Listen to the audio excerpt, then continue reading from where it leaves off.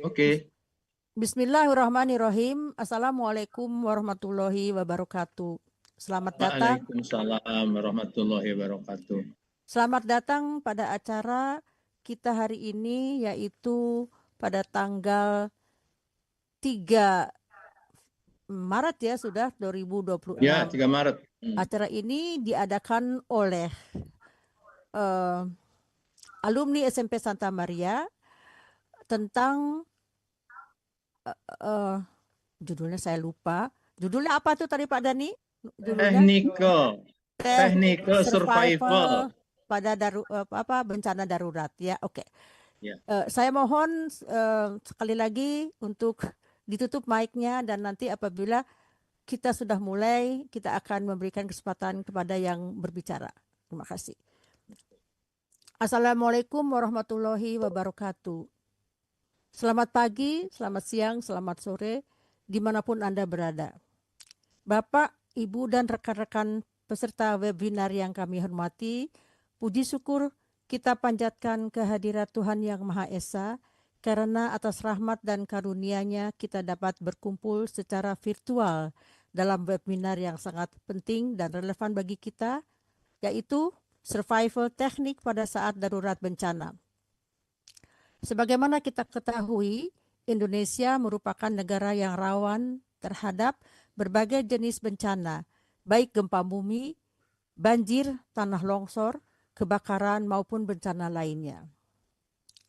Dalam kondisi darurat, pengetahuan dan keterampilan survival bukan hanya menjadi nilai tambah, tetapi dapat menjadi penentu keselamatan diri sendiri maupun orang lain. Melalui webinar ini, kita akan bersama-sama belajar mengenai teknik-teknik dasar bertahan hidup saat terjadi bencana. Bagaimana mengambil keputusan dengan cepat dan tepat. Narasumber yang kita tampilkan hari ini adalah Pak Denny, Insinyur Denny SZ Herman, BCMC, dan Mas Bambang Suryo, dia adalah seorang Wanadri. Nanti kita akan perkenalkan. Izinkan saya sebelumnya untuk membacakan susunan acara pada hari ini. Acara hari ini adalah acara lanjutan dari webinar kita yang pertama yang diadakan kurang lebih 6 minggu yang lalu, yaitu mengenai bincang-bincang bencana geologi dan hidrologi. Pada saat itu, alhamdulillah, sudah ditonton oleh 780 orang melalui video, dan radio pada saat itu juga mencapai sekitar 650 orang. Jadi alhamdulillah acara kita ditonton oleh orang banyak, dan semoga manfaatnya juga bisa dirasakan, dan juga mudah-mudahan acara ini bisa dilihat, diikuti oleh orang-orang banyak. Izinkan susunan acaranya adalah pembukaan barusan saja oleh saya setelah dimulai. Nanti pertama Kang Dani, Insinyur Dani akan membuka sebagai pembicaraan sebagai pengantar yang akan durasinya kurang lebih 5 menit. Kemudian akan dilanjutkan oleh Mas Suryo, seorang ahli dalam keterampilan survivalnya. Beliau adalah anggota dari Wanadri. Setelah itu akan diadakan tanya jawab, ya. Setelah diadakan tanya jawab, kita bikin foto, kemudian penutup akan diberikan oleh closing statement oleh Pak Mas Suryo. Kira-kira demikian susunan acara.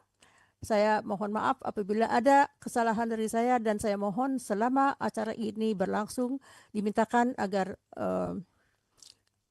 mikrofonnya ditutup. Nanti pada saat acara tanya jawab silakan dibuka kembali. Untuk itu saya persilahkan kepada Kang Dani, Insinyur Dani Z Herman BSc dan MSc untuk memulai pembukaan. Perkenalkan dulu, saya lulusan dari Santa Maria angkatan 68, kemudian meneruskan ke SMA 3, alumni angkatan 71, kemudian studi di Akademi Geologi dan Pertambangan Bandung, meneruskan ke Unpad untuk S1 dan terakhir meneruskan S2-nya di Auckland University, New Zealand. Pertama-tama saya akan menyampaikan prolog tentang hubungan antara bencana alam dengan penanggulangan yang judulnya nanti disebut technical survival dalam keadaan darurat. Nah, yang pertama yang saya akan terangkan yaitu mengenai bencana alam. Bencana alam di sini kalau bahasa Inggrisnya itu natural disaster. Adalah suatu nyawa dan kerusakan harta benda serta kerugian ekonomi. Contohnya adalah banjir, letusan gunung api, tsunami, tanah longsor, badai salju, kekeringan, hujan es, gelombang panas, badai tropis, tornado, kebakaran hutan, dan wabah penyakit. Bersama bencana alami itu ya contohnya yaitu kelaparan dalam jumlah besar yang disebabkan oleh kombinasi faktor manusia dan alam.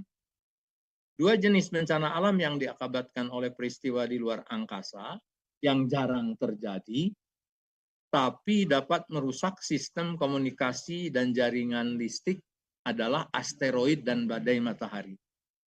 Nah, di zaman modern ini sulit sekali membedakan bencana alam dengan bencana akibat ulah manusia.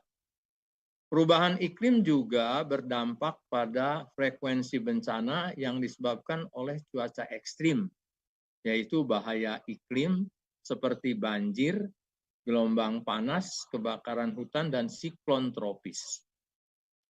Bencana alam dapat diperparah oleh tidak memadainya standar bangunan, kurang siapnya masyarakat dan pendidikan dalam menghadapi bencana alam, dan pilihan yang buruk dalam perencanaan penggunaan lahan bangunan.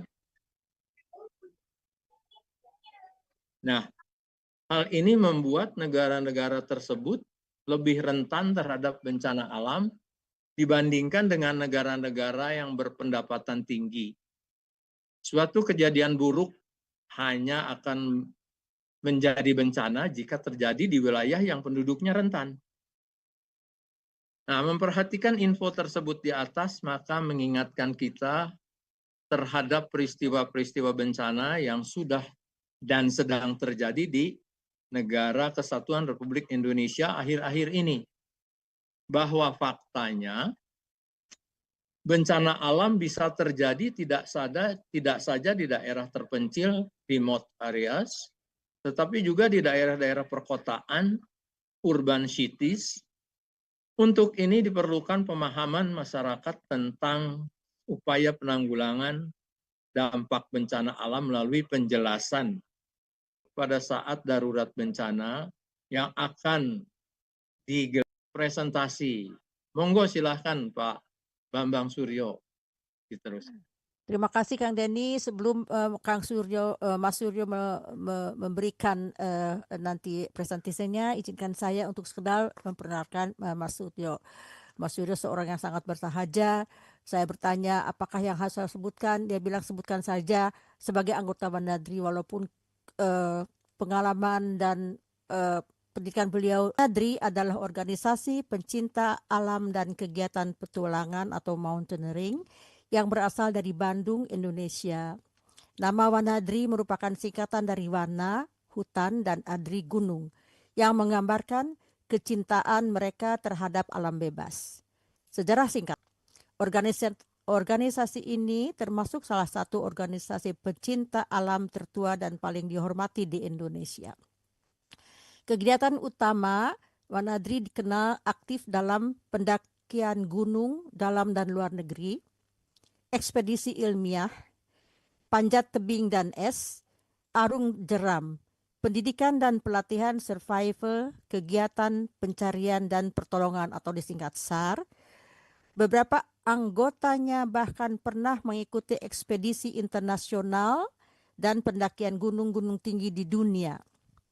Tujuan organisasi mendidik anggota dan tanggung jawab terhadap alam, mengembangkan kemampuan teknis di alam bebas. Wanadri terkenal dengan latihan yang keras dan disiplin tinggi, sehingga banyak anggotanya dikenal memiliki kemampuan fisik dan mental yang kuat. Demikian singkat tentang apa itu Wanadri. Tentunya nanti kita akan mendapatkan kesempatan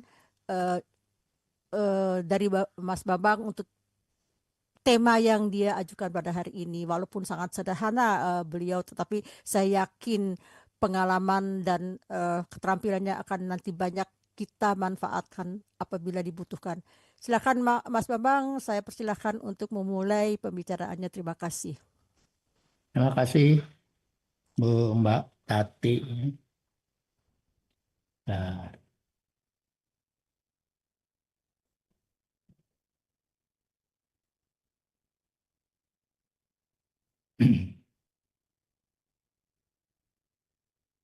ini keluar ya? Ya, Sudah ya? sudah. Oke. Bentar.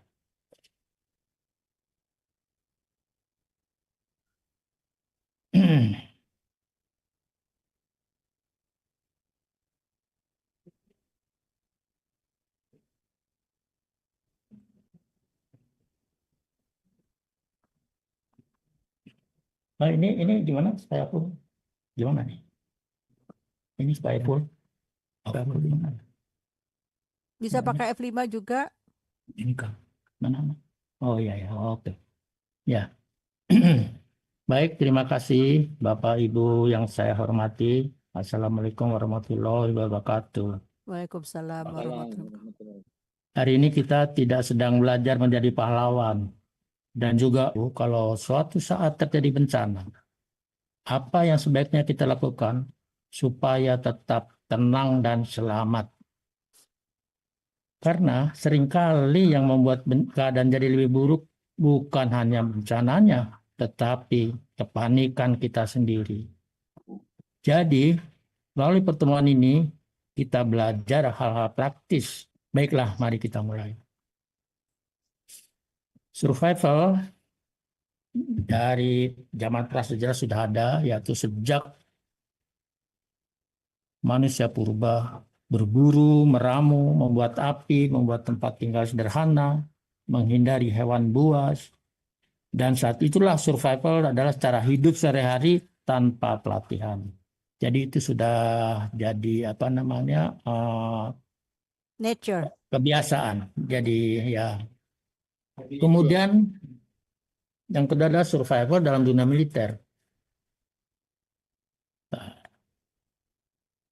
Perkembangan besar terjadi terutama pada Perang Dunia I dan II. Banyak tentara terdampar di hutan, laut, atau wilayah musuh. Maka lahirlah pelatihan bertahan hidup terstruktur. Jadi di sini adalah survival mulai menjadi ilmu yang diajarkan secara sistematis. Jadi dimulai pada saat Perang Dunia I. Kemudian survival dalam alam bebas. Tahun 50-70-an berkembang budaya mendaki gunung dan ekspedisi. Muncul buku-buku panduan survival. Survival telah menjadi bagian dari pendidikan pramuka dan peneliti alam. Jadi survival mulai diajarkan untuk masyarakat umum. Kemudian survival kebencanaan modern. Ini yang keempat. Setelah banyaknya bencana alam, yaitu seperti gempa bumi, tsunami, perang, badai, pemerintah dan lembaga kemanusiaan mulai menyiapkan atau mengharuskan mempunyai tas siaga 72 jam, evakuasi terstruktur, manajemen krisis. Dan di sini survival bergeser menjadi kesiapsiagaan masyarakat. Di sinilah kita akan bicarakan, diskusikan. Teknik di sini disebut dengan teknik survival, bukan berarti kita harus belajar bagaimana cara menampung air atau membuat api di alam, tapi kita lebih banyak kepada pembelajaran, edukasi. Jadi teknik survival pada saat darurat bencana adalah menyelamatkan diri pertama, bertahan hidup, dan menolong sesama. Pengertian survival. Survival adalah kemampuan untuk bertahan hidup, menyelamatkan diri, mengelola kondisi darurat, bertindak rasional dalam situasi krisis. Jadi dalam bencana survival bukan soal kuat fisik saja, tapi tenang, cerdas, terlatih, dan adaptif. Prinsip-prinsipnya adalah satu, ini berurutan ya kira-kira, tetap tenang, mengendalikan emosi agar bisa berpikir jernih. Jadi saat gempa jangan lari panik, tapi berlindung di bawah meja. Jadi kebiasaan panik, nah itu yang harus kita rubah mindsetnya. Berpikir logis, fokus solusi, bukan ketakutan. Misalnya mencari jalur keluar, bukan teriak-teriak tanpa arah. Utamakan keselamatan jiwa, nyawa lebih penting dari harta. Tinggalkan kendaraan saat banjir besar demi menyelamatkan diri. Jadi utamakan keselamatan jiwa. Kemudian yang keempat, hemat energi. Janganlah menguras tenaga tanpa tujuan. Misalnya tidak perlu berjalan jauh tanpa arah saat tersesat. Kemudian kelima, manfaatkan lingkungan. Gunakan apa yang ada di sekitar. Misalnya terpal jadi atap, botol bekas jadi wadah air. Dan yang keenam, bantu sesama jika aman. Menolong tanpa membahayakan diri sendiri. Jadi misalnya menolong lansia naik ke tempat tinggi saat banjir. Jadi di sini kita diajarkan untuk tidak panik. Prioritas survival. Satu, kesan diri. Pastikan diri aman dulu. Contoh, keluar dari bangunan retak sebelum menolong orang lain. Jadi pastikan kita aman dulu. Kemudian pertolongan pertama, yaitu kita menyembuhkan luka kita sendiri. Ada yang berdarah atau apapun, kita selesaikan diri kita sendiri. Kemudian air minum. Nah, di sini yang paling utama ada kebutuhan hidup utama. Jadi bagaimana mendapatkan air minum? Ada beberapa cara. Misalnya salah satunya menampung air hujan di wadah. Kemudian yang keempat, harus mempunyai tempat aman atau shelter, perlindungan dari cuaca atau bahaya. Jadi seperti mengungsi ke gedung kokoh atau bukit atau suatu gua atau apapun. Kemudian makanan. Makanan ini adalah untuk energi bertahan hidup. Misalnya konsumsi makanan darurat dulu. Kemudian yang keenam, baru menghubungi bantuan. Kirim lokasi via HP jika ada sinyal. Atau dengan cara sinyal peluit dan sebagainya. Evakuasi, pindah ke zona aman, ikuti jalur evakuasi resmi. Jadi sesuai petunjuk petugas. Karena pada saat kita ada gempa, belum tentu kita saat itu juga ditemukan oleh tim SAR atau tim penyelamat. Nah, disitulah kita mulai melakukan kegiatan survival ini. Kita harus bisa menangani sendiri. Teknik mental survival, itu mental adalah kunci utama. Kendalikan emosi, fokus solusi bukan panik, jangan menyebar kepanikan, bangun harapan hidup, ambil keputusan sederhana tapi tepat. Panik membunuh lebih cepat daripada bencana. Sedangkan fisik survival, lindungi kepala dan organ vital, jaga suhu tubuh, hemat tenaga, bergerak hanya bila perlu, cari posisi aman, gunakan alat sederhana. Itu adalah fisik survivalnya. Dasar-dasar bertahan hidup adalah air. Tanpa air manusia hanya bertahan 3 hari. Karena air itu 60% tubuh manusia itu adalah cairan. Prioritas utama, gunakan air hujan, air mengalir, rebus jika dimungkinkan, dan saring dengan kain. Contoh, saring air kotor pakai kain, lalu rebus. Atau misalnya kita pasang plastik di atas suatu air yang kotor, kemudian di dalam panas matahari kita taruh benda, jadi dia kerucut ke bawah dan itu akan menguap air yang di bawah dan itu menetes. Kita tampung, itu menjadi air walaupun itu lambat. Bertahan tanpa makan lebih lama, menikmati makanan ya, daripada tanpa air. Konsumsi yang aman dulu, jangan asal makan tanaman atau hewan sembarangan, kecuali kita udah tahu bahwa bisa layak dimakan. Shelter ini juga sangat perlu. Perlindungan dari alam, berteduh di bangunan dari hujan, badai, dan sebagainya. Nah, di sini ada spesifik bencana, misalnya bila gempa, itu kita lakukan drop, kita jatuhkan diri, cover, kita hold, jadi kita melindungi ya. Jauhi kaca dan lemari, lindungi kepala, setelah reda, baru evakuasi. Jangan gunakan lift, waspada gempa susulan. Kalau tsunami, evakuasi segera ke tempat tinggi, jangan menunggu peringatan, tinggalkan barang, ikuti rambu evakuasi, jangan kembali sebelum aman. Banjir, sama juga naik ke tempat tinggi, hindari arus deras, matikan listrik, gunakan pelampung darurat, jangan berjalan di air keruh, ikuti jalur evakuasi. Bakaran, tutup hidung dengan kain basah, merunduk, hindari asap, cari jalur keluar, jangan kembali mengambil barang, stop, drop, roll jika terbakar, karena asap itu akan ke atas, jadi kita harus ngorondang lah gitu ya. Longsor, menjauhi dari arah longsoran, kita harus menjauhi, cari area terbuka, lindungi kepala, jangan mendekati tebing retak, dan waspada longsor susulan. Ini kira-kira tas siaga bencana yang ada, yang harus berisi air minum. Jadi tas siaga bencana ini sebaiknya satu orang adalah satu tas. Isinya air minum minimal untuk 3 hari setidaknya. Jadi air minum ini 30 cc berat badan, ya, maksudnya jumlah untuk 1 hari konsumsi air itu adalah 30 cc per berat badan. Jadi kalau badannya 60 ya kira 30 cc, nah sekian liter itu air minum. Dan harus sudah siap makanan instan, obat pribadi, P3K, senter, power bank dan HP, fluid.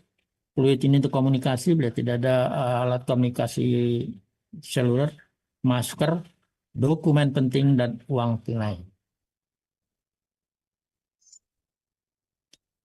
Kemudian ini teknik bertahan berkelompok. Dalam satu kelompok harus tetapkan satu pemimpin karena kalau tidak ada pemimpin akan kacau. Jadi dia yang akan mengatur. Dan bagi tugas, jaga komunikasi, lindungi yang lemah, lansia, anak, difabel, dan sebagainya. Bangunlah semangat bersama. Nah, ini komunikasi darurat, gunakan sinyal visual. Ini misalnya menggunakan cermin atau asap, atau itu bisa. Kemudian fluid, minta tolong 3 tiupan, cahaya senter, isyarat tangan, tulisan darurat. Ini adalah komunikasi darurat bila belum ada, kita masih di tempat yang terpencil, belum dijangkau oleh tim SAR. Tindakan apa yang diprioritaskan? Satu, keamanan. Ada hal utama selama bencana, pastikan semua anggota keluarga atau tempat aman untuk berkumpul dan cara melindungi diri dari bahaya yang akan datang. Komunikasi yang efektif sangat penting saat bencana terjadi. Gunakan saluran komunikasi yang tersedia untuk memberitahu anggota keluarga dan tim penyelamat tentang lokasi dan kondisi Anda. Kemudian evaluasi, setelah situasi darurat berakhir, lakukan evaluasi untuk menilai kerusakan. Ini membantu tim penyelamat untuk merencanakan tindakan selanjutnya dan memberikan bantuan bagi yang membutuhkan. Nah, ini kesalahan fatal saat bencana ya. Pertama, panik. Panik tidak akan menyelesaikan masalah. Kemudian egois, mementingkan diri sendiri. Kita lihat sekeliling dulu. Kita ada teman, ada sahabat, ada keluarga. Kemudian kembali ambil barang. Kita sudah keluar tapi kembali ambil barang. Padahal di situ dari gempa. Dan melawan arus evakuasi. Arus evakuasi bisa sudah ditentukan oleh petugas. Kemudian mengabaikan instruksi petugas. Dan yang paling parah inilah menyebar hoax. Filosofi survival yang bertahan bukan yang terkuat nih ya, tapi yang paling mampu beradaptasi. Jadi Yang kuat bukan berarti dia hebat, justru yang beradaptasi. Makna sederhananya, yang selamat bukan yang paling kuat, tapi yang paling siap, paling tenang, dan paling adaptif. Survival bukan heroisme, tapi kesiapan. Survival bukan keberanian nekat, tapi kecerdasan bertindak. Survival adalah sikap hidup sadar risiko. Ini akan saya jelaskan 72 jam masa kritis dalam survival. Kenapa 72 jam? Karena itu memang standar 3 hari itu tadi. 72 jam itu adalah 3 hari di mana manusia masih hidup tanpa air. Itu. 3 hari disebut masa kritis karena pada rentang waktu inilah batas kemampuan tubuh, psikologis, dan peluang penyelamatan saling bertemu. Jadi tim SAR juga 3 hari inilah hari-hari kritis untuk menemukan korban. Dan diharapkan survivor atau korban itu dalam keadaan hidup. Di sini ada faktor fisiologi tubuh manusia, 3 hari inilah dehidrasi. Tubuh manusia hanya bertahan 2-3 hari tanpa air. Setelah 24 jam, lemah, pusing. 48 jam, gangguan ginjal, penurunan kesadaran. 72 jam, berisiko kematian, meningkat tajam. Kemudian energi dan elektrolit, tanpa asupan cairan dan elektrolit, otot menjadi melemah, detak jantung terganggu, fungsi otak menurun. Tubuh mulai shutdown bertahap.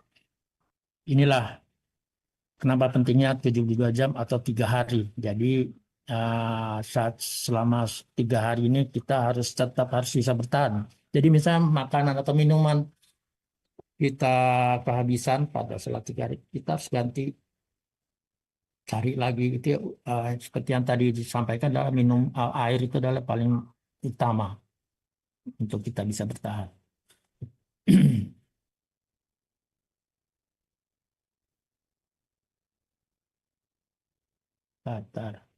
Apa ya?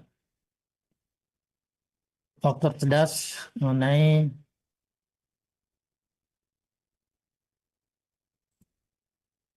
faktor cedera ya, dan medis. Luka terbuka. Infeksi mulai berkembang dalam 24-72 jam. Jadi itu 3 hari juga ya.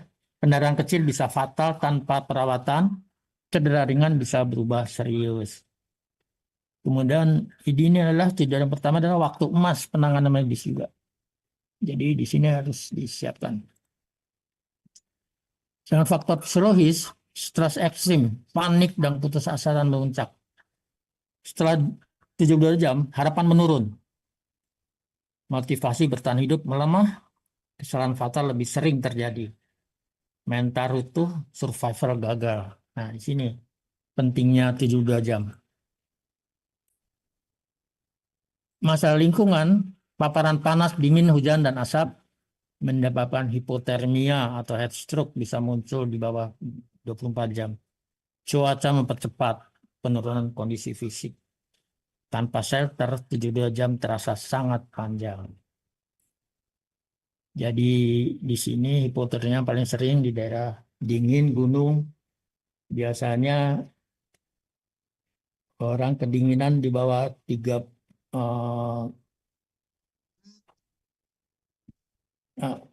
cuaca dingin sekali, sehingga dingin itu badan menggigil itu adalah reaksi spontan dari tubuh untuk menjaga kehangatan.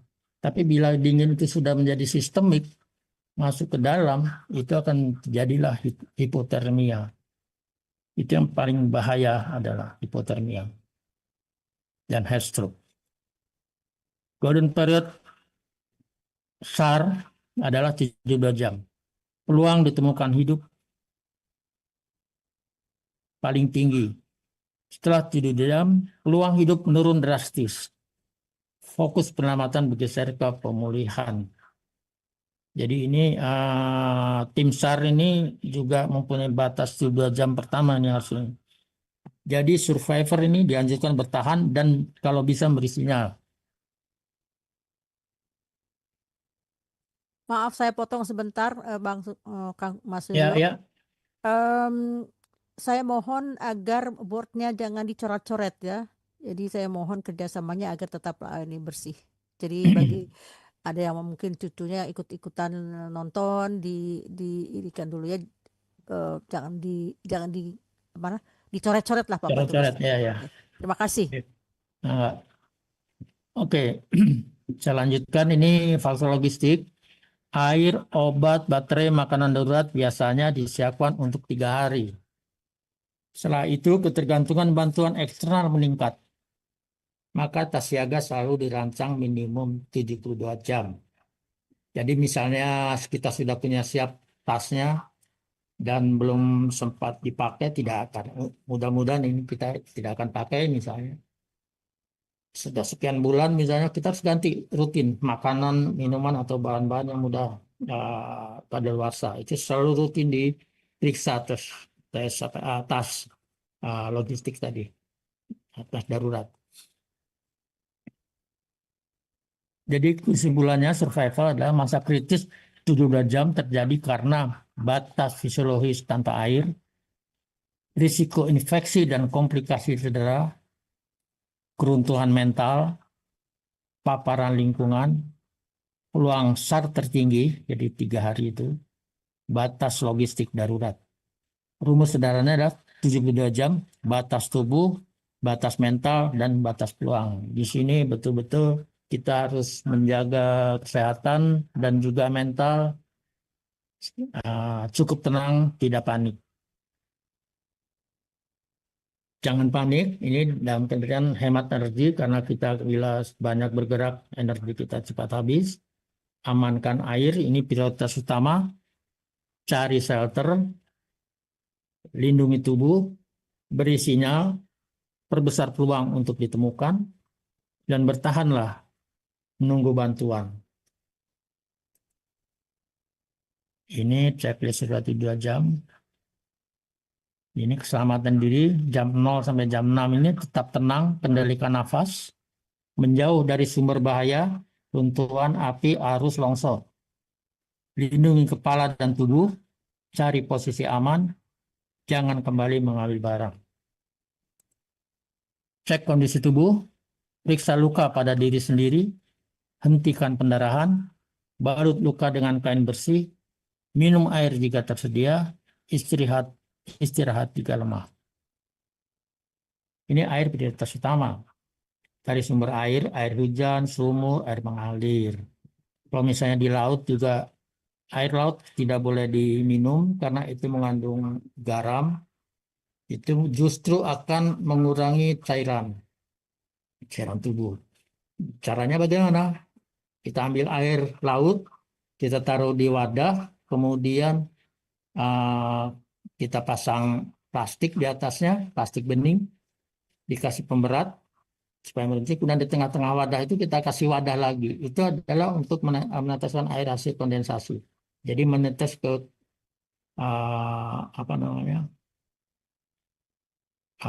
mangkok yang kecil tadi di tengah. Itu yang bisa diminum. Memang agak lama, tapi itulah cara darurat mendapatkan air. Kemudian kalau keruh bisa disaring dengan kain, ya. Kemudian direbus atau dimasak, ya. Minumlah sedikit tapi rutin. Targetnya adalah 2-3 liter per orang per hari. Jadi ada berapa orang kita harus masing-masing harus punya persediaan air. Shelter, cari perlindungan dari panas, hujan, angin. Kalau tidak ada tempatnya kita manfaatkan terpal, jas hujan, kardus, apapun yang untuk melindungi kita. Kemudian jaga suhu tubuh, hindari kedinginan. Makanan, jangan panik juga belum makan. Konsumsi makanan darurat terlebih dahulu. Jadi biasanya ada crackers apa kue-kue gitu yang untuk tahan lapar, makan itu dulu. Makan sedikit tapi teratur. Jangan makan tanaman, hewan tidak dikenal. Hemat energi. Jadi kita jangan lari ke sana ke sini berburu atau tanpa alasan. Sinyal, gunakan fluid, 3 tiupan minta tolong. Tut, tut, tut.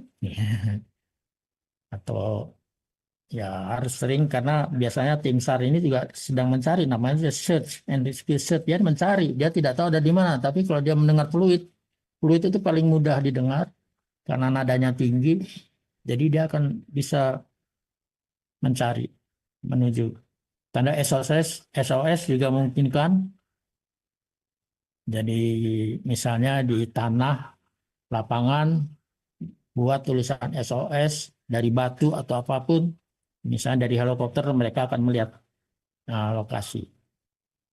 Kalau ada HP dan dasinya kirim lokasi, share log. Kemudian ini yang paling penting, baterai ponsel harus hemat karena di daerah terpencil mungkin tidak ada listrik. Untuk kelompok, tetap bersama kelompok kalau ada, tetap bersatu. Satu orang jadi pemimpin, bagi tugas sederhana, lindungi anak, lansia, difabel, jaga semangat dan ketenangan bersama.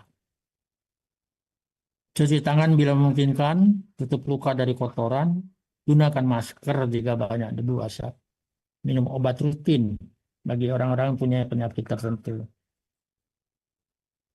Pada saat evakuasi, ikuti informasi resmi petugas. Gunakan jalur evakuasi, jangan melawan arus pengungsian. Jangan kembali sebelum dinyatakan aman. Tas siaga 24 jam jika ada air minum, makanan instan, misalnya Indomie juga perlu api ya, jadi korek api dia harus bawa. Jangan lupa P3K, obat-obatan pribadi, senter, baterai, fluid, power bank, ya termasuk HP-nya ya, ada power bank, ada HP juga nggak bisa komunikasi. Masker, dokumen penting, dan uang tunai. Begitu saya sampaikan semuanya, mudah-mudahan bisa bermanfaat. Terima kasih Mas Suryo, sangat bermanfaat ya. Semua yang kita barusan perhatikan itu tip-tip yang setidaknya harus kita lakukan apabila terjadi, dan mudah-mudahan apa yang kita dapat hari ini tidak akan dalam praktek ya. Jadi kita dijauhkan dari mara bahaya, tetapi siapa tahu mara bahaya itu kan kita harus bersiap siaga ya untuk mengantisipasi apabila terjadi. Karena memang kita terutama di Bandung ya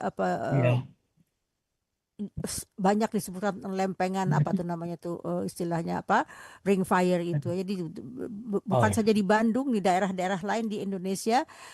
Tip ini berguna sekali untuk kita semua karena kita hidup. Oh ya, bencana bisa terjadi kapan saja di mana saja, entah itu kebakaran atau rio. Tapi mudah-mudahan kita tidak memakainya ya, tidak dihadapkan oleh masalah ini. Sangat menarik sekali Bang Mas, dan saya juga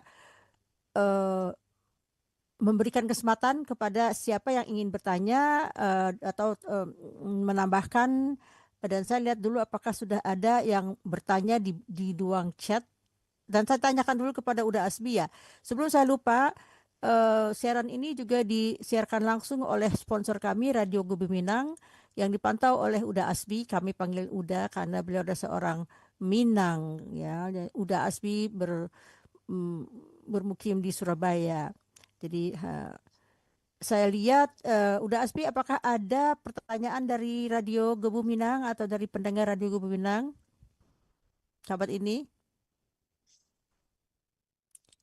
Belum ada ya. Oke. Jika tidak ada, apakah penonton yang ada di ruang Zoom ini akan memberikan sedikit reaksi atau pertanyaan? Dipersilahkan, saya tunggu reaksinya. Bagaimana Kang Irwan? Kang Irawan, sorry. Ada reaksi, ada tambahan, atau mungkin ada sedikit reaksi dari ya? Silahkan, dipersilahkan. Terima kasih Uni. Jadi Mas Bambang Suryo itu senior saya di Wanadri. Oh begitu. Yang dia sampaikan itu sangat terstruktur, sistematik, dan masif. Mudah-mudahan ini bisa menjadi semacam katakanlah panduan, Iya, pemahaman, bekal buat kita menghadapi satu kondisi iya. yang sebetulnya saya agak sedikit berbeda, bukan berbeda, dalam hal ini saya agak sedikit menggarisbawahi. Bencana alam itu fenomena biasa, alamiah. Mhm. Menjadi terus kemudian musibah karena kita berada dan kita terdampak karenanya. Mhm.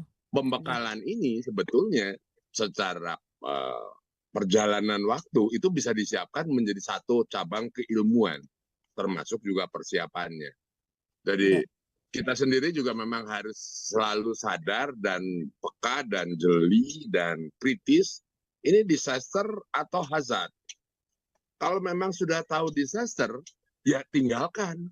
Jangan dihampiri atau jangan dikunjungi. Itu disaster kok, bahaya itu. Tapi kalau masih hazard, dengan begini kita punya semacam kesempatan untuk memahami lebih jauh. Bencana sendiri itu ada yang memang sunatullah, ada yang memang man-made disaster. Ya contohnya perang sekarang itu menjadi bencana. Kalau kita tahu ya jangan ke Timur Tengah, nanti kejatuhan peluru kendari, kira-kira kan begitu. Iya betul, betul. Jadi dalam hal ini sebetulnya masalah itu bisa kita coba klasifikasikan dalam dua bentuk, dua aspek. Objective danger itu menjadi danger buat kita, atau terus kemudian subjective danger. Bahwa bencana atau terus kemudian hazard dan segala macam itu di luar kondisi di luar kita, itu adalah objektifnya. Tapi subjektifnya tadi Mas Bambang Suryo nyebutin jangan panik, 72 jam itu adalah golden period karena kondisi tubuh dan segala macam. Tapi walaupun bagaimana di forum ini saya juga nyuhunkan pidoana. Wanadi sendiri sudah bersiap-siap dari awal dulu. Saya sering sekali berkegiatan untuk ikut dalam operasi SAR, operasi Search and Rescue. Kami sendiri kemudian berlanjut sekarang sudah 2 kali pelatihan. Kemarin kami juga sudah mengirim 1 tim Water Sanitation and Health. Itu ke Aceh kemarin, Aceh, Aceh, Medan dan Padang, Sumatera Barat.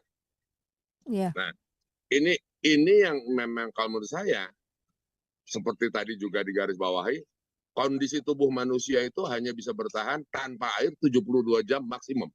Nah, oleh karenanya relawan kita selain punya kemampuan juga terus untuk mencari bagaimana si korban ini perlu dibantu atau diselamatkan, kami sendiri juga memang berpacu dengan waktu. 72 jam adalah kritikal. Setelah 72 jam sebetulnya search and rescue itu mudah. Karena tinggal mencari jenazah, kira-kira kan begitu. Jadi sangat dramatik kan pilihannya ini. Oleh karenanya dalam 72 jam ini kami sendiri ada rapid assessment, terus kemudian juga mempersiapkan kondisi di lapangan, di mana kemudian kita bisa memanfaatkan sumber air untuk dipurifikasi menjadi air baku minum. Di sisi lain kami juga sudah menyiapkan 2 kali pelatihan untuk USAR. USAR itu Urban Search and Rescue. Kondisinya akan berbeda sekali pada saat gedung bertingkat ambruk. Nah, di sini tidak bisa sembarang orang atau sembarang relawan rescuer untuk masuk ke dalamnya. Karena harus dihitung kekuatan beton, bagaimana ngedongkraknya. Karena salah-salah malah terus kemudian menjadi fatal. Katakanlah tulang iganya patah, begitu ditarik malah kemudian paru-parunya ketancep, kira-kira begitu. Jadi mari kita coba bayangkan secara dramatik, bukan apa-apa, supaya kita bisa lebih memilah. Ya, betul. Memilah pelan-pelan. Ini kan kita punya banyak waktu. Tapi waktu ini bukan artinya kita harus berdamai dan kita terus kemudian jadi laser. Tidak. Karena kebetulan dari sejak kita dilahirkan, kita berada di kawasan memang pusat pembelajaran bencana, kira-kira begitu. Yeah. Jadi selamat kepada Uni yang memang kemudian menjadi moderator membimbing kita semua di kelompok Gebuminang ini. Ini gerakan sosial yang kalau menurut saya perlu ditingkatkan. Insya Allah. Masih tutor Rp1.000 per orang kan ya Uni? Apanya? Itu. Jadi saya akhiri di sini dan assalamualaikum warahmatullahi wabarakatuh. Waalaikumsalam warahmatullahi wabarakatuh. Terima kasih Kang Irawan inputnya dan tambahannya. Juga saya kita juga banyak melihat ya kejadian-kejadian ini seperti ya di internasional ya. Saya akan melakukan, ada acuan tangan dari Ibu Haji Jusma Riza akan berikan saya kesempatan, dan saya juga nanti akan bertanya kepada narasumber bahwa saya pernah melihat kalau nggak salah di Maroko ada gempa bumi yang sangat luar biasa ya, dan katakanlah tim penolong itu dia ingin menggunakan anjing, tetapi karena apakah mungkin ditolak apa bagaimana dia tidak mengizinkan. Apakah ini yang menjadikan mereka Muslim, negara Muslim? Apakah itu ada sangkut paut ya? Saya kurang tahu karena pada saat itu saya tahu dari berita bahwa tidak diizinkan dari luar negeri karena mereka biasanya kalau melacak mayat itu dengan anjing yang spesial dilatih. Nanti itu bisa dijawab, tapi sekarang akan saya berikan kesempatan kepada Ibu Haji Mariza untuk memberikan pertanyaannya, menyampaikan pertanyaannya, dan di ruang chat juga ada pertanyaan dari pendengar radio. Saya berikan dulu waktu kepada Ibu Haji Mariza. Silakan dibuka mic-nya atau juga saya ingin lihat fotonya. Beliau adalah juga murid saya dalam belajar bahasa Belanda, murid setia, salah satu juga. Silakan Manejus. Ya, dankjewel. Terima kasih Prof. Tati kesempatannya untuk saya, dan terima kasih juga sama Bapak Suryo, dan yang pertama tadi Pak Denny, saya agak terlambat masuk, Pak Denny. Terima kasih. Ini banyak menambah ilmu yang sangat bermanfaat untuk survival kita menghadapi bencana. Apalagi akhir-akhir ini memang bencana itu tidak hanya gempa bumi dan sebagainya, perang pun udah kita harus waspada. Yang akan saya bertanya di sini adalah yang pertama Pak Suryo, saya adalah yang mengalami gempa besar di Yogyakarta. Rumah saya 2 lantai, sangat berat.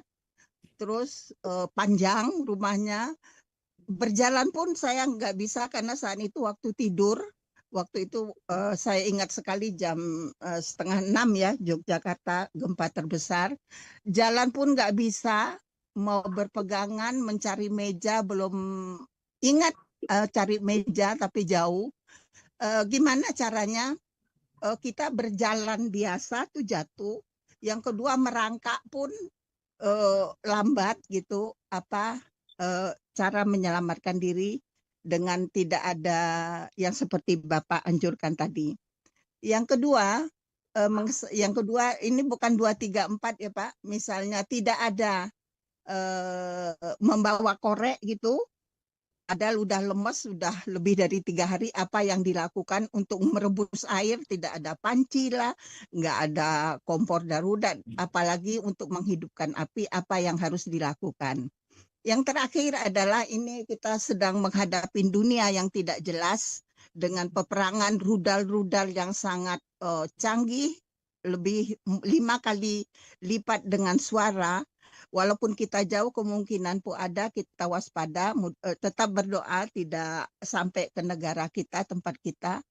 Yang saya tanyakan masalah perang ini, terjadi perang, kita misalnya udah dilewatin rudal dan sebagainya, kemana kita harus menyelamatkan diri? Kita tidak punya bunker, sedangkan rumah saya terus terang di Yogyakarta dekat airport, di Jakarta pun dekat airport. Nah itu kemana kita harus menyelamatkan diri? Tidak ada bunker. Saya adalah anggota dari Mandeh Minang Mancanegara juga dari Universitas Gajah Mada Yogyakarta. Terima kasih, salam kenal Bapak-bapak semua. Thank you. Terima kasih Ibu Jus. Saya silahkan untuk dijawab oleh Bapak Suryo. Tapi sebelum itu saya akan lihat di ruang chat. Pendengar live pada saat ini sudah mencapai 427. Alhamdulillah. Dan saya juga mempersilahkan pertanyaan berikutnya kepada yang ada di ruang chat. Tapi sekarang kita berikan kesempatan untuk Mas Suryo untuk menjawab pertanyaan yang diberikan oleh Ibu Jus. Silakan. Baik, terima kasih Ibu Jus. Ya, Ibu Ya, siapa tadi? sama-sama, Ibu Jus, ya, Bapak. Ibu Jus, ya. Ya, mengenai merangkak dan jalan itu memang itu salah satu kecelakaan memang ya, kita kalau kadang-kadang dalam keadaan gempa, rumah juga runtuh, kita juga tidak bisa melakukan hal yang seperti tadi, teori tadi itu ya. Itu memang hal-hal yang paling maksimal kita lakukan adalah itu. Kalau kita tidak bisa keluar rumah pun, paling tidak kita bisa untuk komunikasi, bisa fluid. Tapi kadang-kadang juga pada saat itu kita di dapur yang tidak siap segala macam. Atau baru bangun tidur. Baru bangun tidur bingung kan? Betul ya. Masih ngoploknya. Masih oyong-oyong gum. Oyong-oyong. Jadi di sini memang untuk hal-hal yang lebih bisa dilakukan itu seperti tas siaga tadi ya. Tidak-tidaknya ada, misalnya di rumah sendirian memang agak sulit juga. Memang tas siaga itu harus tersedia di suatu tempat yang mudah dijangkau.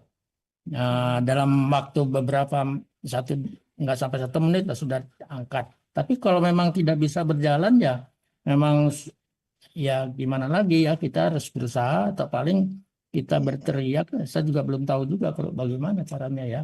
Jatuh-jatuh, mungkin itu iya. Jadi ya kita harus memang kreatif lah mencari solusi yang pada saat itu mungkin berbeda dengan teori ya. Jadi setiap kejadian itu teori itu bagus ya untuk memberi acuan kita. Tapi pada saat kejadian berbeda yang teori kita harus berusaha instingtif ya, menyelamatkan diri ya, karena insting di sini juga bisa memberikan kita sedikit survive ini ya, itu insting yang juga ada dari sejak kita lahir ya. Jadi paling tidak mulai sekarang mungkin kita harus berubah mindset kita bahwa kita harus siap siaga, harus segala macam lah, seperti sehat badan dan sebagainya ya.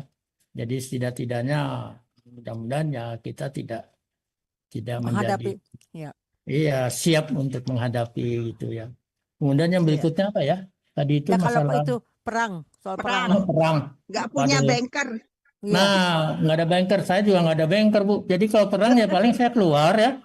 Kemudian pasti ada ini. Kalau perang sudah meluas gitu, pasti pemerintah punya jalan cara tempat mengungsi kemana misalnya kan. Sudah ada petugas yang mengatur. Jadi kita hanya ikut saja. Jadi sudah ada semacam sirine atau pengumuman darurat bahwa setiap di radio misalnya bahwa setiap warga negara harus kumpul di sini. Mungkin begitu karena saya belum mengalami perang. Jadi kemungkinan begitu.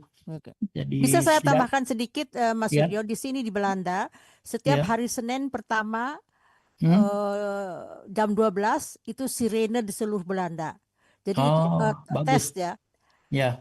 Dan apabila sirene itu berbunyi di luar hari itu berarti bencana. Jadi setiap hari Senin pertama jam 12 di seluruh Belanda itu sirene berbunyi untuk mengetes.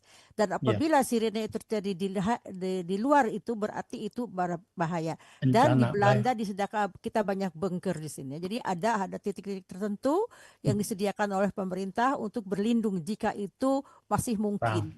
Itu kan dalam keadaan di Belanda juga sekarang ini lagi ya gimana ya, karena sensitif lah ya. Rusia itu dekat dengan kita dan kalau terjadi apa-apa, dan Belanda itu sangat sensitif karena ketua NATO-nya adalah di Belanda. Jadi kita juga ya ragu-ragu cemas, tapi persiapan kita sudah diajarkan ada beberapa langkah-langkah yang dipersiapkan oleh Ya, ya. pemerintah dan kita juga harus bersiap sendiri. Sekarang kita kembali ke pertanyaan yang berada di radio di chat. Saya akan bacakan. Sudah Mas Surya juga sudah memberikan ini, silakan. Ya. Negara Indonesia kita ketahui gudangnya bencana, mulai gunung meletus, banjir, longsor, gempa. Sesuai tema, bagaimana cara kita survive pada masing-masing jenis bencana ini masing-masing maksudnya. Karena saat terjadi bencana, umumnya orang yang panik sehingga segala jurus yang sudah dipelajari lupa dan saat dibutuhkan betul juga itu. Silahkan Iya, ya itu. Jadi memang pasti panik. Tapi dengan adanya ini pembelajaran ini setidaknya kita diharuskan tidak panik di situ kan. Itu kunci utamanya. Kalau kita panik itu percuma, kita juga akan lari kemana juga tidak tahu kan. Jadi justru itu yang utama adalah kita belajar untuk tidak panik. Mungkin dari sekarang kita belajar untuk tidak panik. Kalau ada apa-apa jangan lari sana lari sini panik. Ya itu mungkin salah satunya itu. Jadi setidaknya kita bisa menggunakan logika kita atau pemikiran kita atau rencana, punya rencana, jadi tidak terlalu terburu-buru gitu.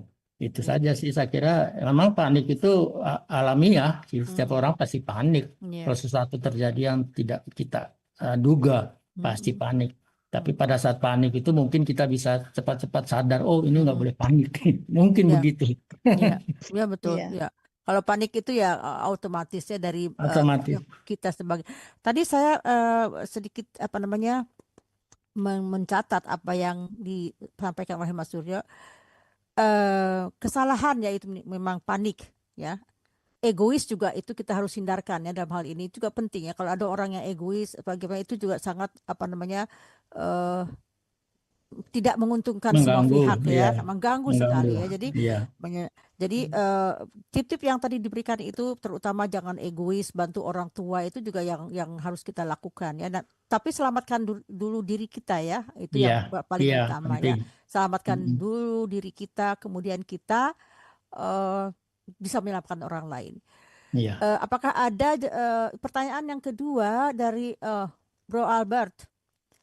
Saya bacakan, mohon dijelaskan kebutuhan air minum sejumlah 30 cc sesuai berat badan kita. Bisa dijawab oleh Bang Mas Suryo? Ya.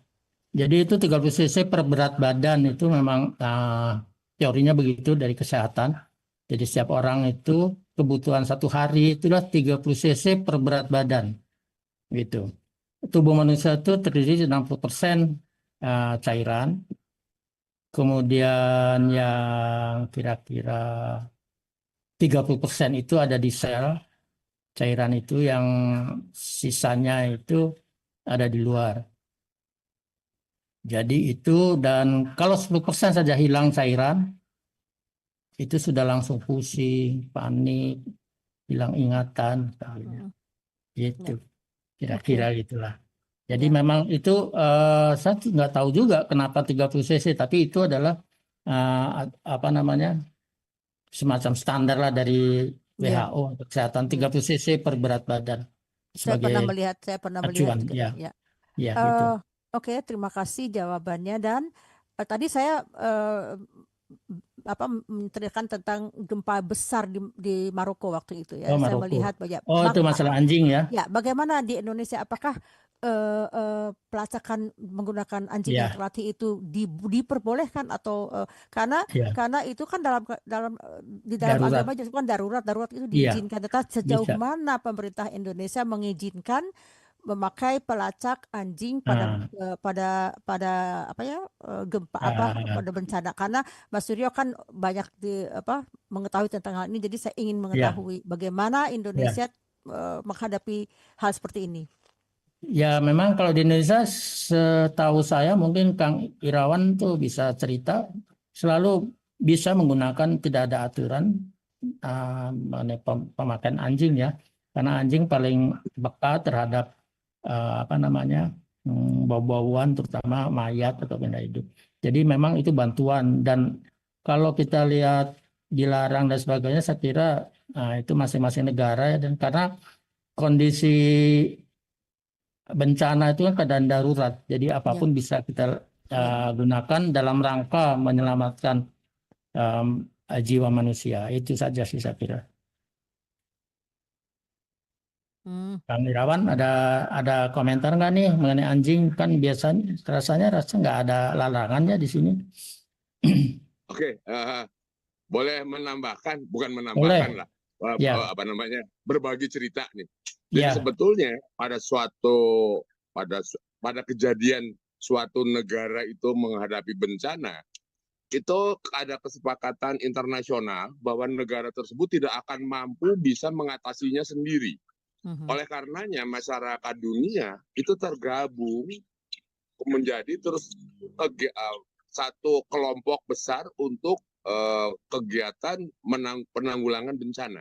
Itu ada Red Cross Internasional, kemudian macam-macam sekali. Dan mereka akan datang lengkap dengan perlengkapannya tanpa didukung biaya atau fasilitas dari pemerintah yang Setempat. kawasannya terdampak. Ya. Dan mereka sendiri itu lengkap. Biasanya tim itu tidak menyulitkan, tapi justru butuh koordinasi. Dan koordinasi ini kalau menurut saya adalah bagi siapa-siapa yang memang terus kemudian punya kewenangan dan bisa menunjukkan tanpa kepanikan tahapan-tahapan yang memang harus ditindaklanjuti secara bersama dan segera. Kira-kira begitu. Jadi kembali ke masalah anjing, kalau menurut saya kondisinya atau memang terus kemudian fatwanya harus terus kemudian ditempatkan kepada bukan tekstualnya, mohon maaf, tapi kontekstualnya. Ya. Kalau kita hadirkan anjing ini untuk kebencanaan, fungsinya adalah segera membantu mencari katakanlah korban. Kalau menurut saya ini sorry saya bukan apa-apa. Akal sehat saya bilang ini perlu. Apakah memang terus kemudian kita biarkan saja terus tidak bisa teratasi, atau memang ini mungkin menjadi solusi. Jadi kembali masalah keimanan pun sebetulnya ini juga terus kemudian kita kita coba tingkatkan. Jadi kembali bahwa negara kita di rumah ini tidak punya bunker dan segala macam. Kalau menurut saya, kalau misalnya kita lagi tidur, masuk aja ke kolong tempat tidur. Atau kalau misalnya memang paling dekat kita coba bisa gapai adalah kita berlindung di bawah meja makan.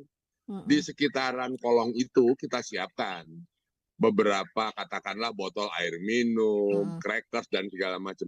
Paling tidak 3 hari. Nah 3 hari itu kita merasa pemahaman ini bisa menjadi semacam penguatan, pembekalan yang tidak membuat kondisi semakin buruk. Yang kondisi semakin buruk karena panik dan segala macam itu malah justru tidak menguntungkan sebetulnya untuk kegiatan SAR ini. Yang disampaikan oleh Mas Bang Suryo bagus sekali ke depannya. Saya hanya cuma sekedar nambahin aja yang versi saya kira-kira begitu. Hatur nuhun, Kang. Jadi sama sekali tidak ada handbooknya, tidak ada rujukannya. Hatur nuhun, mungkin ini pada saatnya kita dalam keadaan seperti ini bertanya kepada yang suatu saat bertanya kepada kepada MUI apa fatwanya bagaimana, karena kita mungkin mempersiapkan diri daripada kita terlambat. Tidak ada masalahnya kalau kita menanyakan bagaimana fatwa MUI dalam hal ini, kan ini juga untuk keperluan bersama sehingga nanti kita bisa merujuk kepada fatwa MUI mungkin di lain kesempatan ya. Boleh saya menambahkan, silakan. Boleh saya menambahkan tentang anjing. Ya. Dalam hal darurat itu memelihara anjing pelacak dalam Islam itu diperbolehkan. Jadi itu namanya mubah. Mubah. Dalam Al-Quran juga ada beberapa surat yang menyinggung soal anjing buruan. Ternyata anjing itu juga digunakan untuk berburu, diizinkan. Gitu. Asal kita tahu batasannya bahwa kalau terkena air liurnya itu dibasuh. Gitu. Dengan tanah. Mungkin itu tambahan dari saya. Oke, terima kasih. Ada pertanyaan lagi dari pendengar Radio Gebu Minang. Pertanyaannya adalah, di saat tidak Tidak ada ada air, air yang bisa diminum, apakah bisa. Air kencing sendiri. ya, air kencing sendiri bisa diminum? Silahkan itu bagaimana? Ya kalau tahu saya kita tidak boleh minum air kencing sendiri karena itu juga seperti air laut juga nanti justru cairan kita tambah Berkurang. tua. Tapi kalau dari apa namanya kesehatan itu tidak dianjurkan untuk minum air kencing sendiri. Iya. Itu akan menyebabkan berkurangnya cairan kita juga. Iya. Oke. Lagi pula kalau misalnya sedang kekurangan minum, mungkin juga nggak mungkin air kencing itu bisa diproduksi kan begitu kan logisnya kan Pak. Iya, Betul betul. ya, Ya. Suryo. Iya. Oke. Dan saya juga ingin menyapa ini Mas Purce, Bang Purwadi ya. Tadi juga sebelumnya kita juga mengharapkan beliau bisa tampil ya. Beliau juga punya pengalaman atau bagian dalam hal ini. Mas Purce silahkan bisa memberikan sedikit kata-katanya. Apakah lain kali bisa kita teruskan dengan acara lain, digabungkan dengan yang lain. Jadi saya mengundang juga ya, karena saya dengar bahwa Mas Purce, Mas Babang Purwadi ini juga punya keahlian di bidang apa saya kurang tahu. Jadi saya udah dapat ini ya bisikan-bisikan, tapi saya tidak. Mungkin udah Damai bisa memberikan sedikit keterangan tentang Mas Bambang Purwadi, keahliannya. Iya. Mas Bambang Purwadi ini kan bekerja di Garuda ya. Lama sekali dari masih muda sampai pensiun gitu. Kemudian sekarang juga jadi pengajar untuk beberapa sektor, termasuk di luar penerbangan juga adalah komunikasi gitu ya. Dan dia menurut saya sih cukup bisa untuk memberikan kepada kita wawasan tentang penyelamatan tadi. Jadi justru di sebelum survival itu kan kita menyelamatkan diri. Dan lebih tajam di situ ya kalau dalam pandangan saya gitu itu. Itu yang pertama barangkali. Mungkin juga ya tidak diharapkan atau mungkin juga beliau pernah berpapasan dengan kejadian yang disebabkan oleh jatuhnya pesawat terbang apa kayak gimana. Mungkin ada pengalaman yang dia bisa sampaikan. Siapa mungkin tahu ya sama. karena kan waktu itu terjadi di Jogja juga ya waktu ya jadi mungkin ada kasus yang dia tangani atau mungkin bisa berbagi ceritanya bagaimana mungkin betul. pada kesempatan lain. Ya, mudah-mudahan ya. Saya sedikit Ibu tadi yang dari Jogja tentang Ibu Jus, tidak bisa berjalan gitu ya. Jadi gelombang gempa itu ada dua sebetulnya. Dia ditransmit sebetulnya dalam waktu yang bersamaan di awalnya dari sumbernya. Tapi karena kecepatannya itu satu datang duluan, yaitu yang longitudinal itu datang duluan. Itu kita masih bisa berdiri dan berlari atau berjalan gitu ya. Tapi begitu datang gelombang transversal, maka kita sudah tidak bisa lagi berdiri dan berlari, apalagi berlari gitu. Nah itu yang perlu dipahami juga. Jadi golden periodnya untuk kita bisa keluar dari satu bangunan adalah yang kalau masih gelombang longitudinal gitu. Nah kita tinggal menghitung biasanya paling 30 detik begitu udah cukup panjang ya satu gelombang itu. Jadi 15 detik untuk gelombang longitudinal dan 15 detik berikutnya gelombang transversal gitu. Jadi kita gunakan yang 15 detik pertama paling jauh gitu. Nah kalau kita udah ada di zona yang mendekati paling tidak gelombang longitudinal transversal, maka sebaiknya kita berlindung di tempat yang kita berada gitu aja, diam di situ dan mengamati apa yang ada di sekeliling kita. Kalau menurut pandangan saya seperti itu. Misalnya kita lihat ada lemari, kita mencoba untuk sedikit banyaknya tidak pada lemari yang akan jatuh gitu ya, kira-kira begitu. Dan ada juga bukan ahli, dia adalah relawan atau orang yang bekerja di BPBD di Amerika Serikat kalau nggak salah, itu ada yang disebut segitiga keamanan.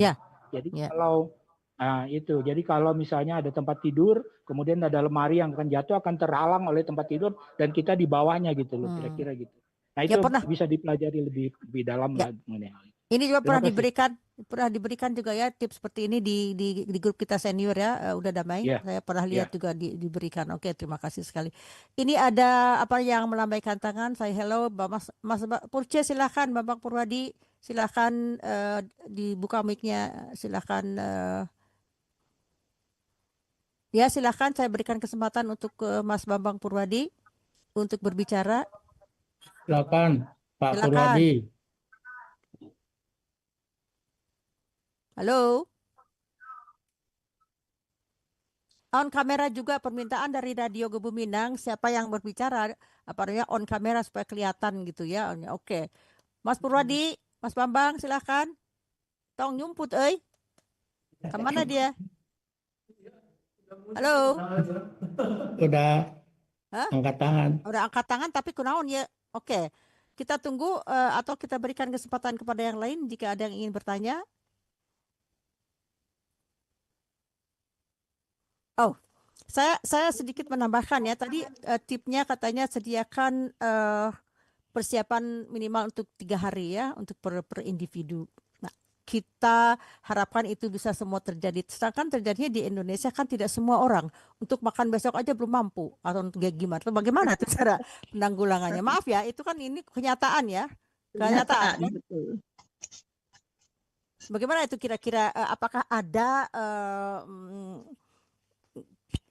perhatian khusus kepada golongan ini ataukah ada bantuan atau bagaimana pada saat disediakan? Kalau di sini ya semua orang diberikan selembaran kertas untuk menyediakan ini ya biasa. Tapi kan di Indonesia tidak semua orang bisa untuk makan malam aja belum tentu ada. Bagaimana untuk menyediakan 3 hari ke depan? Bagaimana Ya, tuh? memang ini yang pernah saya tanyakan waktu acara yang pertama. Ini kan semacam kas siaga ini. Tidak setiap orang tahu. Jadi sosialisasi juga tidak ada. Jadi mestinya dari pihak pemerintah daerah atau kota lah. Mungkin ya kalau saya usulkan supaya ada bagian yang urusan begini jadi sosialisasi seperti di Belanda lah. Iya betul, di Belanda Ya, kan? Sosialisasi gini kemudian ada leaflet atau apa harus siapkan ini atau mungkin ada subsidi atau apalah gitu. Jadi ini ya, mungkin peran PR pemerintah juga PR lah gitu. PR pemerintah ya. Iya. Nah, barusan Mas Bambang Purwadi sudah ini. Silakan Mas buka dong kameranya, kata di ini bukan kata saya loh, kata Radio Gebu Minang. Nah, itu dia. Silakan. Sorry. Ya. Ini tadi ada masalah di HP-nya. Ya. Oke, selamat sore semuanya. Sore. Terima kasih atas kesempatannya. Iya, betul. Saya seperti yang diterangkan oleh sahabat kecil saya, Om Damai, Udah Damai. Saya memang bergerak di bidang safety dan apa yang saya pegang terakhir adalah pengelola diklat dari safety untuk awak pesawat terutama. Kejadian yang paling mencekam untuk saya adalah ketika pada satu saat saya terbang. Nah, pada saat itu tiba-tiba dapat pemberitahuan dari bawah, justru dari tower. Waktu itu baru lepas take off dari Frankfurt. Katanya tertinggal 2 donat besar dalam bahasa kita yaitu ban pesawat di runway. Nah, bisa dibayangkan nggak kepanikan ya kalau itu orang awam. Tapi kita sudah terlatih. Jadi pada saat itu juga kita melakukan sedikit briefing singkat aja. Ini nanti ada kemungkinan emergency landing itu aja ya briefingnya. Nah, artinya semuanya dipersiapkan karena sudah ada, kalau di penerbangan itu ada yang emergency yang dipersiapkan dan emergency yang tiba-tiba ya, unpremeditated ya. Nah, itu semua ada SOP-nya. Jadi sama seperti yang diterangkan oleh rekan-rekan yang lain tadi, bahwa memang satu kejadian itu ada yang tiba-tiba terjadi dan ada yang memang dipersiapkan kalau terjadi. Kebetulan di dunia penerbangan itu semua SOP-nya udah jelas dari lembaga penerbangan sipil dunia itu sudah ada tatanannya, sudah ada polanya, sehingga alhamdulillah tidak terjadi apa-apa. Artinya waktu itu kami mau pulang ke Indonesia tapi terpaksa mendarat di Bangkok kalau nggak salah. Ya bayangkan Frankfurt ke Bangkok itu sekitar 9 jam.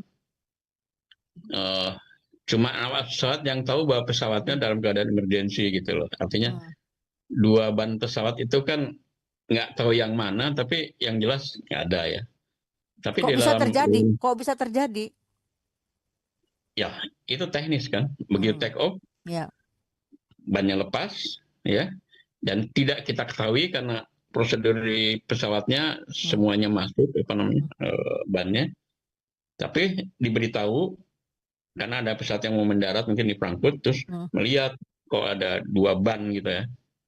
Dua Nah donat. itu kan dua donat. Nah itu kemudian kita tidak beritahu penumpang karena penumpang baru Panik take off nanti. itu tidur ya biar nggak panik. Tapi ya ini kaitannya dengan servis ya. Servis dilakukan biasa, ya. Dan awak pesawat dalam hal ini awak kabinnya itu sudah terlatih. Jadi tidak menunjukkan sedikit pun kepanikan di Masya depan Allah. publik. Ya. Masya Allah, Tapi ya. hati kecilnya pasti khawatir Pasti dong. ya. Iya, iya.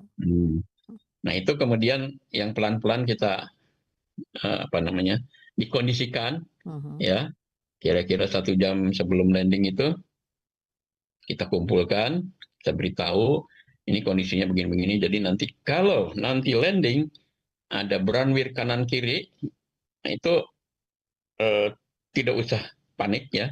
Itu hanya pencegahan. Kalau terjadi api ya, karena gesekan pelek ya, biasanya pelek itu dengan aspal, itu nanti akan disemprot langsung itu. Tapi Ya, saya alhamdulillah. tanya, apakah perbedaannya ada dengan landing dengan kekurangan 2 ban dengan ini praktis terasa nggak oleh penumpang? Karena tidak tahu ban yang mana ya. Jadi menjelang kita landing itu kita minta tower untuk meneropong. Meneropong. Jadi bannya kita turunkan, ya. Semua roda kita turunkan, kemudian diteropong oleh mereka. Yang mana nih, gitu loh. Kan kalau misalnya ban depan, yang ini kan sangat berbahaya ya. Artinya kan pesawat akan tersungkur. Tapi alhamdulillahnya ternyata yang di tengah. Yang di tengah itu kan ada 16 ban. Jadi kalau satu aja tidak atau 2 tidak ini, ya tidak fatal. Iya, masih oke lah. Alhamdulillah. Nah, luar biasa ya pengalamannya seperti ini ya, kita nggak akan ketahui sebagai orang awam yang duduk di pesawat aman-aman saja. Tapi seperti ada orang yang seperti Mas Puce yang di sana, wah pasti lebih ketar-ketir lah ya sebelum mendarat gitu. Iya. Hanya kan kita gini, mitigasi bencana atau istilahnya kecelakaan yang dipersiapkan itu memang kita prepare ya. Ini. Jadi saya minta semuanya buka manual gitu ya. Buka manual, coba kamu yang di sini kalau terjadi begini gimana? Kalau pesawat miring ke kiri, misalnya bannya yang sebelah kiri yang ini kan mungkin miring ke kiri gitu. Ya, semuanya dipersiapkan. Sebelum kita tahu di mana posisi ban tersebut yang lepas ya. Ya itu kira-kira.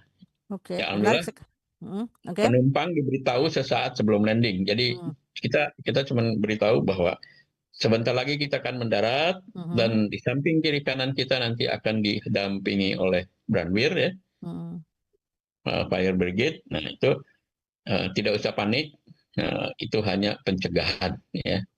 Sudah selesai sudah mendarat, sudah selesai semua baru kita announcement yang selengkapnya. Masya Allah. Kira-kira itu. Jadi menarik sekali pengalamannya ya. Jadi kita bisa juga merasakan nih, saya juga ikut deg-degan karena kan sering terbang kalau gimana. Jadi terima kasih Mas Puce ya,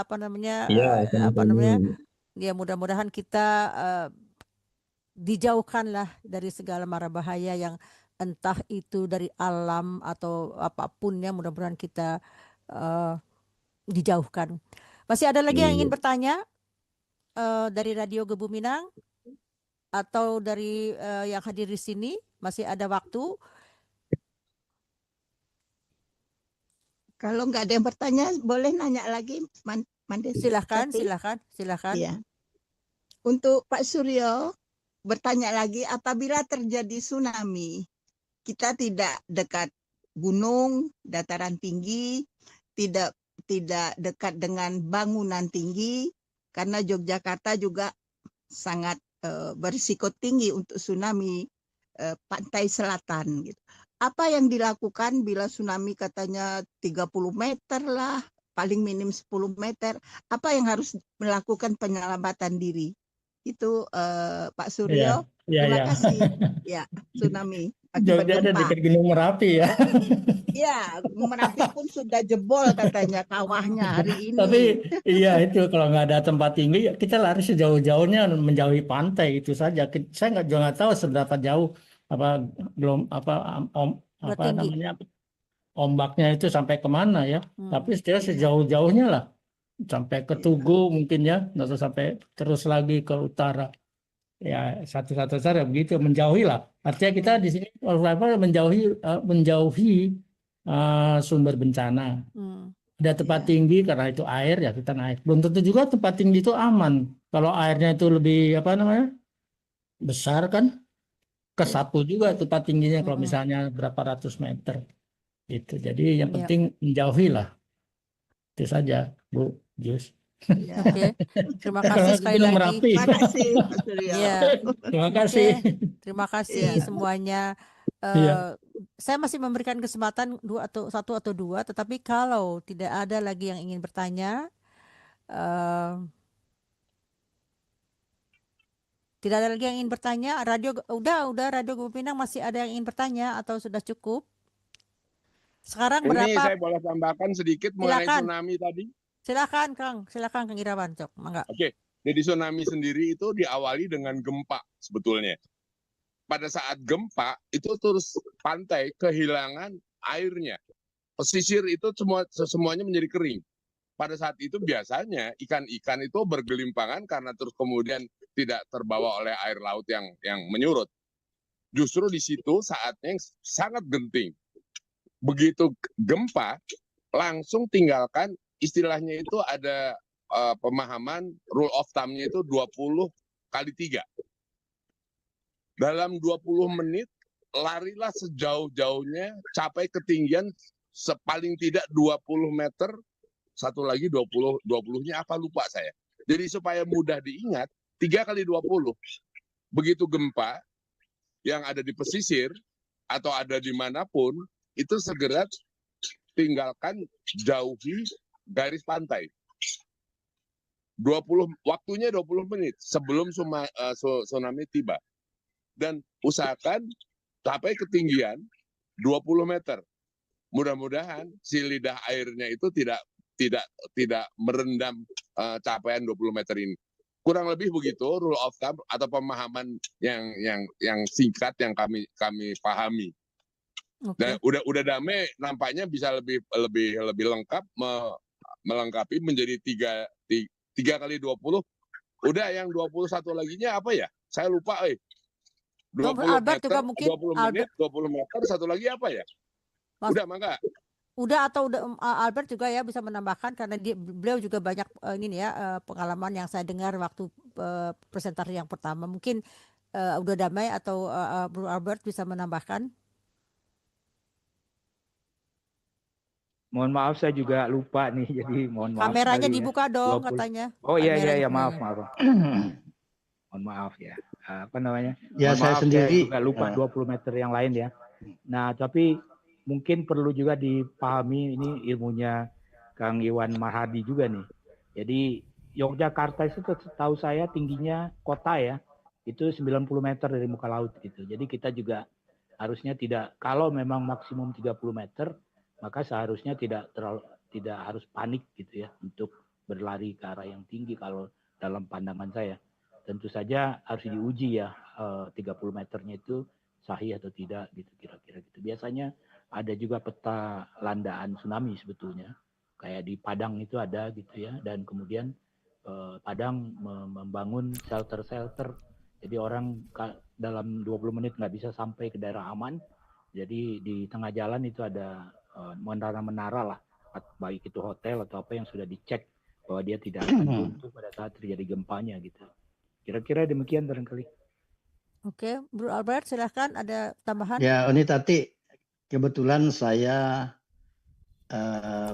yang saya tahu mengenai pemahaman badai tropis. Jadi untuk tsunami itu yang ada hubungannya dengan gempa saya sendiri kurang begitu paham. Tetapi kalau badai tropis sudah kelihatan timbul angin kencang, kemudian air laut bergolak, ya itu akan menyebabkan air menuju daratan, tetapi bukan tsunami itu. Sehingga untuk tsunami yang dibilang 3 kali 20 menit itu saya sendiri tidak begitu paham. Begitu kira-kira ini Tati. Oke. Mas Purce bisa menambahkan? Ada pengalaman yang bisa Iya, oke. Sebetulnya jadi masalah di dalam ya seperti itu ya, keadaan emergency dan sebagainya kan, kalau yang saya katakan yang tiba-tiba datang dan tidak ya. Tsunami kan termasuk yang tidak diharapkan, tiba-tiba datang dan sebagainya. Memang perlu persiapan ya. Persiapan yang seperti dikatakan para ahli dan sebagainya. Nah, menariknya adalah di Jepang itu mereka well prepare ya. Saya pernah ngalamin gempa ya di satu hotel di Jepang. Itu semuanya terkoordinir dan semuanya waktu itu saya di hotel kira-kira jam 9 malam. Itu semuanya petugas hotel itu bergerak cepat, kemudian membantu evakuasi, berkumpul di center point untuk tempat kumpul kita, dan di situ diberikan briefing. Dan gempanya juga menurut saya luar biasa juga ya, karena kita berada di kamar aja semua goyang gitu ya. Nah itu, jadi seperti itu. Kemudian saya teringat waktu tsunami di Aceh ya, saya kebetulan waktu itu dalam perjalanan dari Cina ke Jakarta pagi itu, tapi sudah mendengar. Jadi kita karena lewat daerah situ kita lihat kondisinya ya dari atas. Salah satu teman saya itu cerita yang kebetulan ada di situ. Dia mengalami itu dan dia berlari menjauhi karena ada penduduk ya. Dia sedang di hotel, dia sedang kru juga, sedang tugas haji di sana, terbang haji. Nah, dia lari ke arah penduduk yang lari, dia ikutin. Terus ya, dengan berbagai gejala, nggak pakai sepatu ya, jadi kakinya memang setelah itu luka-luka dan dia pernah dinyatakan hilang ya. Kemudian ada satu kapten juga, itu Kapten Doni, anak Bandung juga itu dia naik ke pohon kenari di depan hotelnya. Jadi bertahan di situ sampai tsunami-nya surut. Jadi bisa dibayangkan betapa orang panik ya dengan segala cara. Tetapi kalau kita nggak ikut panik, ya insya Allah akan selamat gitu loh. Nantinya dengan logika-logika nalar-nalar yang karena sudah terlatih, mana nih tempat yang tinggi? Oh, orang menuju ke sana dan sebagainya. Nah, termasuk juga kalau kita mengalami hal-hal yang tadi di luar dugaan ya. Sayangnya nih budaya keselamatan di Indonesia ini masih rendah ya. Saya ambil contoh begini, mungkin para pendengar semua atau yang ikut di sini, pernah nggak kita mempersiapkan untuk kebakaran di rumah misalnya? Itu. Tidak semua rumah tangga di kita punya ini loh, fire extinguisher yang portable ya. Di Belanda harus ya. Di Belanda iya. harus. Nah itu dia. Kalau di Belanda kan safety ya dikatakan ada regulation-nya ya. Mungkin di kita ada tapi aplikasinya nggak ada gitu loh. Iya. Ya. Nah ini jadi masalah. Sering di anak-anak sekolah sekarang ini sudah mulai nih. Cucu saya TK aja dibawa ke pos atau tempat ini station Branwir itu ya, pemadam kebakaran. Betul. Itu diajarin mereka, diperlihatkan gimana dan sebagainya. Anak TK loh. Itu menurut saya bagus sekali ya. Betul. Saya sangat mendukung ya. Karena dari situ kan dia ngerti, oh kalau ada kebakaran nih paling tidak gini ya. Itu. Lalu yang kedua masalah lain ya memang ini tergantung regulasi ya. Rumah kita zaman dulu ya, termasuk rumah orang tua saya yang nyempil di Jalan Kota Baru sini, Kota Baru Bandung nih di Ciatil ya. Itu masih ada ini. Brankhang. Iya, belum jalur belakang itu ya. Namanya Brankhang. Brankhang ya. Gang. Kalau ada kebakaran namanya api berantak ya, Brankhang ya. Betul. Nah, sekarang kenapa di perumahan-perumahan yang dibangun secara secara modern dan sebagainya, kok itu hilang ya, sebagian ya, bagian besar bahkan ya, saya tidak melihat itu. Nah itu barangkali yang hal-hal betapa budaya safety di negara kita ini masih levelnya rendah lah kalau menurut ukuran dan opini saya. Itu aja mungkin Mbak Tati ya. Oke, terima kasih. Tidak terasa ya, sudah kita sekian lama berbagi ilmu luar biasa, narasumber dan juga tambahan dari rekan-rekan lainnya sangat bermanfaat bagi kita semua. Saya kira sudah tidak ada lagi orang yang akan bertanya. Jika itu saya mohonkan kepada Mas Bambang Suryo untuk memberikan closing statement-nya dan sebelum kita tutup. Silakan Pak, atau mungkin nanti dari Kang Dhani. Silakan, kita akan tutup sebentar lagi, tapi sebelumnya kita akan berfoto dulu ya. Mari kita buka dulu layar kita semua agar kita bisa mengabadikan momen ini untuk sesuatu hal yang bermanfaat, karena yang diberikan oleh saudara-saudara kita itu sangat bermanfaat, tetapi mudah-mudahan tidak terpakai karena kita terlindung dari mara bahaya. Saya berikan aba-aba ya, silakan bagi ada yang mau buka kameranya. 1, 2, 3, senyum. Saya coba dulu, mungkin juga saya akan sampaikan sembari saya memberikan kesempatan kepada Pak Mas Bambang Suryo. Silakan berikan statementnya, fotonya sudah saya ambil. Baik Bu, Bapak Ibu yang saya hormati, hari ini kita belajar tentang bertahan hidup. Bukan untuk menantang bahaya, tapi untuk menghargai kehidupan. Bencana mungkin tidak bisa kita cegah, tapi kepanikan bisa kita kendalikan. Kurangnya persiapan bisa kita perbaiki. Survival bukan soal siapa yang paling kuat, tapi siapa yang paling siap dan paling tenang.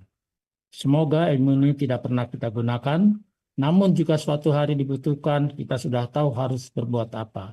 Terima kasih, tetap waspada, tetap tenang, tetap peduli. Wassalamualaikum warahmatullahi wabarakatuh. Waalaikumsalam warahmatullahi wabarakatuh. Izinkan saya menutup webinar ini dengan resmi. Assalamualaikum warahmatullahi wabarakatuh. Tidak terasa kita telah sampai di penghujung acara webinar ini. Atas nama panitia, yaitu dari Senior Santa Maria, kami mengucapkan terima kasih yang sebesar-besarnya kepada narasumber yang telah berbagi ilmu dan juga kepada rekan-rekan lainnya telah berbagi ilmu, pengalaman, dan wawasan yang sangat berharga mengenai survival teknik pada saat darurat bencana.